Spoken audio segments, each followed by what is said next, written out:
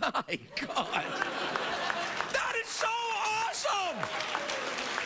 Please welcome Sylvester Stallone, everybody.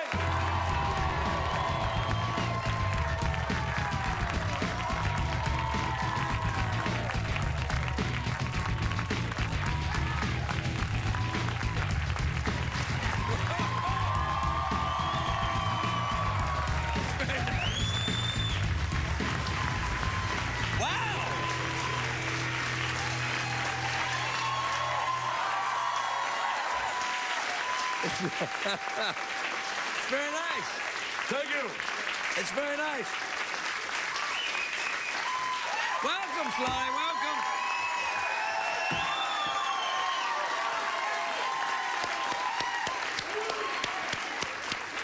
I brought that in case you didn't like the movie. No, I loved the movie. I saw the movie today. I wasn't sure. I thought if he didn't like it, I had to kill you and we'll start over. Well, you can't start over if I'm dead. And anyway, you can't just kill people for not liking the movie. You're not really Rambo. What? I'm not? No.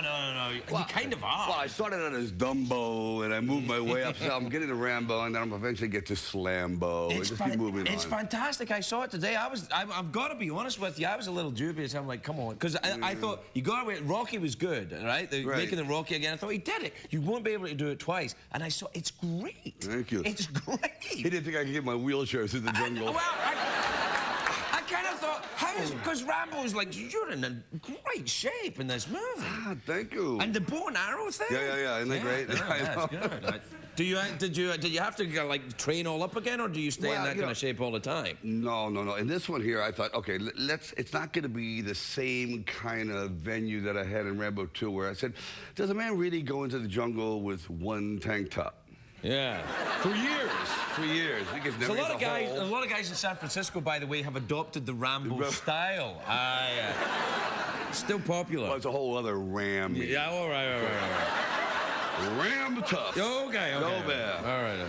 It's a dangerous place, by the way. Where you shot this out in is it Burma? Well, it's right on the border of Burma. Burma's like as close as Van Nuys, and it's the most brutal.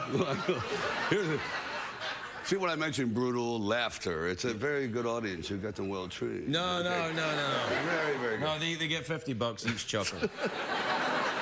Anyway, Burma is hell on earth. It's the worst place on the planet, and I wanted to do a film about these poor Karen tribes people that have been subjugated to war for 60 years, slaughtered, mutilated, raped. It's really, for real, horrible. And we talked to the UN and Soldier of Fortune magazine and people like that, and said, what is the worst place?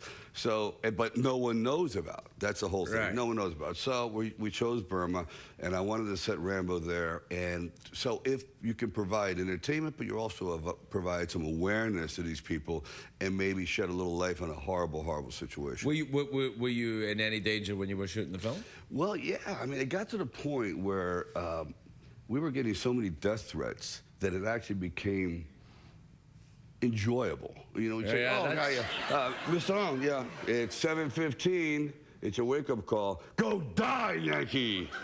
And I go, and I kind of missed that. When I left. So I tell my wife, I said, let's just yell in my ear, go die, Yankee, every morning. It's nice. It's Does she do that? Is that what she does? From a distance. Yeah, really. Do you take that into the bedroom? Who can compete with this? No. You know what I mean? You know, it's bad enough. Now listen, you're very famous for the big action roles. You ever wanted to make a movie where you play a guy who makes cooks or something? I wanted to do like Notting Hill 2. No. I thought, I'm the new Hugh Grant. Notting Hill? Yeah, exactly. I thought I'd put on, an extra set of teeth and go in there and sell books. Do you know, you're not blinky enough. Hugh Grant's very blinky. He's always like... Oh, is that what? Oh, yeah. He's always... I'm terribly sorry. Yeah. Like when he was on Sunset with that hooker. Remember that? Everybody's forgotten about that. There's like, excuse me, could you, give me 6 for $50? Yeah. And he had his blinkers going. Yeah, he's got his blinky eyes. You need to be more blinky. So that's out. Yeah. And I thought, okay, maybe I could play a scientist, and then I realized I'm more like a scientist experiment. So it doesn't wait. So I've never... But, you know the die is cast early on in your career when you look in the mirror and you say, I'm not a bad person. I have a good soul.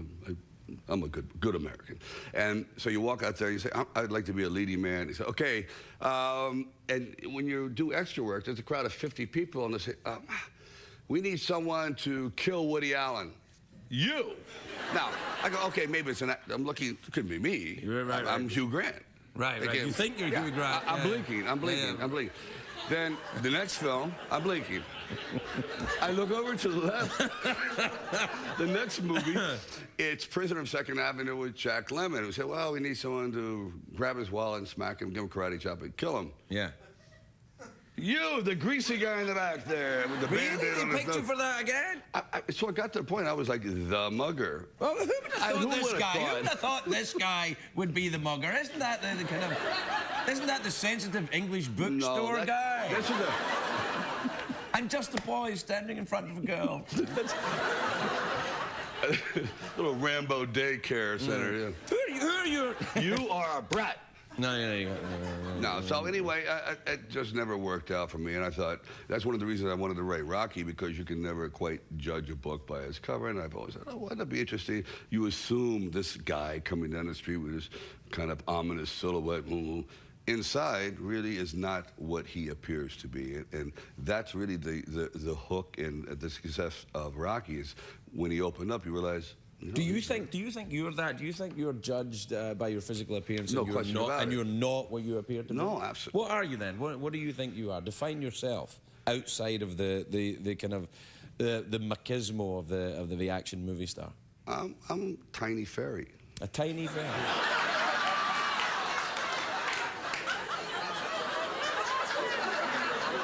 Gotta live with it. Gotta deal with it. It's the Jungian duality of man, my friend. That's what it is. Big boots outside, inside tiny like you say, okay, what kind of animal would you be? And of course, everyone goes, oh, I'd be a wolf, and I'd be a dolphin. You know, nobody ever wants to be like a kinkajou or something like that. What's that? A kinkajou. What's a kinkajou? It looks like, it's kind of like a cross between Paris Hilton and a Chihuahua. It's like a dog that's been hit in the back of the head, and the eyes go like that. Kind of that. You want to be a kinkajou? Not much. Maybe. Well, excuse me, you got an entire genre to yourself. You know, got a lot of competition. Yeah, baby, I got a little kinkajou coat for you, baby. You got a little kinkajou barbecue. I mean, it's a very special thing. You kind of own it all. Now, if you saw yourself as an animal, what would it be? Crab. No. Yeah, because I like to walk sideways. And pinch. And I pinch. And if you cut parts of me off, other parts grow back. I don't even know what that means, but it sounds kind of dirty. No, but it's very good. Yeah. Very provocative, thought-provoking. Well, who are your heroes then? Who would you consider the leading lights? The people you aspire to? Who are the great ones for you? Well, you know, in the old days, you say, okay, the first time I was truly impressed was Steve Reeves and Hercules. I thought, that's incredible, you know. Here's a man who can, you know, take off a donkey's head and beat the Roman army with it. It was like, I said, damn, I want to do that. And wear very high up swimming trunks. See, they are all the way to his nipples, these things.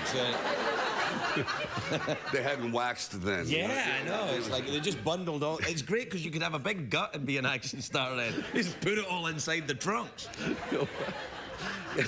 It's true. I know. No, it is true. That's why I wear the big trunks at the beach now. No, like the one piece, like.